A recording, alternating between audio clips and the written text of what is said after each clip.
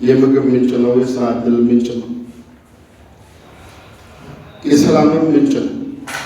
ይህን የሰላም ምንጭ የሆነውን ግብርና የሁሉ ነገራችን መሰረት የሆነው ግብርና ሊዘምን የሚችለው ጥራቱን የጠበቀ ደረጃውን የጠበቀ በግብርና ግብዓት ወይም በቴክኖሎጂ ሲታገዝ ነው። ግብርና እድገቱ ያለ ቴክኖሎጂ ሊታሰብ አይችልም። ጥራት ያለው ግብዓት ለላቀ ምርታማነት አይተኬ ድርሻ ነው። ግብርናን ማዘመን ማለት ግብርና በቴክኖሎጂ የታገዘ ማድረግ ማለት ነው። በቴክኖሎጂ የታገዘ ግብርና ማለት ደግሞ ጥራት ባለው ግብዓት በወቅታዊነት ባለው አቅርቦት በተመጣጣኝ ዋጋ ተደራሽነት ሲታገዝ እንግዲህ ጤናማ የሆነ ጥራት ያለው ግብርና ግብዓት ለግብርናችን መዘመን፣ ለምርትና ምርታማነት ማደግ፣ ለዜጎች ተጠቃሚነት፣ ለሀገር ሰላም ግንባታ ቁልፍና መሰረት ነው። በመሆኑ እንግዲህ መንግስታችን ባለፉት ዓመታት ያው ከጊዜ ወደ ጊዜ እያደገ የመጣውን የህብረተሰብ ፍላጎት ለማርካት ግብርናችንን ለማዘመን በርካታ ኢኒሼቲቮችን ነድፎ መንግስታችን እየሰራ ነው።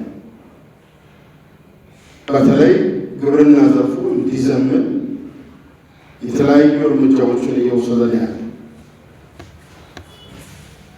የፖሊሲ እርምጃዎች፣ የግብርና ግብዓቶች በተመጣጣኝ ዋጋ ለአርሶ አደሩ ለአልሚው ባለሀብት እንዲቀርቡ የተለያዩ አማራጭ የፖሊሲ እርምጃዎችን ወስደዋል። ከዚህ አንዱ የግብርና ሜካናይዜሽን መሳሪያዎች ከ600 በላይ አይነት ያላቸው የሜካናይዜሽን መሳሪያዎች የቅድመና ድህረ ምርት ማሳደጊያ መሳሪያዎችን በተለየ የመንግስት ፖሊሲ እርምጃ ከታክስ ነፃ ሆነው እንዲገቡ አሉ። ሌላው የግብርናችን እድገት መሰረቱ አንዱ በተለይ ከኢትዮጵያ ግብርና አንጻር ማዳበሪያ ነው። ማዳበሪያ በየጊዜው ዋጋው የዓለም አቀፍ ሁኔታዎች ዋጋው በየጊዜው እንዲጨምር እያደረጉት ይገኛል። ሀገራዊም፣ አህጉራዊም፣ ቀጠናዊም ዓለም አቀፋዊ ሁኔታዎች ዋጋው ተለያይነት እንዲኖረው በየጊዜው እንዲጨምር ምክንያት እየሆነ ነው ያለው። ነገር ግን መንግስታችን የዚህ ማዳበሪያ ጭማሪ ዋጋ ጭማሪ ቀጥታ ወደ አርሶ አደራችን ወደ አልሚው ባለሀብት እንዳይሄድ ድጎማ በማድረግ የፖሊሲ እርምጃዎችን እየወሰደ ይገኛል። በዚህ ዓመት እንኳን እንደ ሀገር ለሚቀርበው ማዳበሪያ በአንድ ኩንታል ማዳበሪያ ከ3800 ብር በላይ ድጎማ በማድረግ እንደ ሀገር ለብዙ ልማቶች ይውል ነበር ሀብት ከ800 ቢሊዮን ብር በላይ ድጋፍ ማድረጉን ሁላችሁም እዚህ ያላቸው አካላት በሚዲያ ሰምታችኋል። ሌላኛው የምርጥ ዘር አቅርቦትና ስርጭት ነው። የምርጥ ዘር አቅርቦትና ስርጭትን የተሳለጠ እንዲሆን ጥራት ያለው እንዲሆን ሰንሰለቱ አጥሮ አርሶ አደሩ በተመጣጣኝ ዋጋ ማግኘት እንዲችልና ቴክኖሎጂውን በደንብ መጠቀም እንዲችል የተለያዩ አማራጭ እርምጃዎችን ወስዷል። መንግስት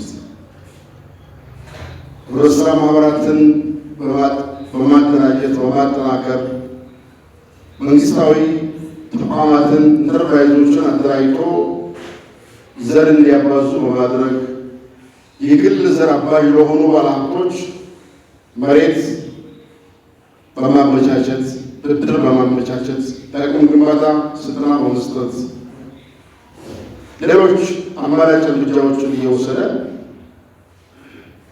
የግብርና ብዜትና በተለይ የምርጥ ዘር ብዜትና ስርጭቱ ጤናማ እንዲሆን በርካታ ስራዎች እየሰራ ይገኛል። ሌላው ግብርና ግብዓት ስንል እንግዲህ ምርጥ ዘር ማዳበሪያና ሜካናይዜሽን ብቻ አይደለም። የእንስሳት መድኃኒት አለ።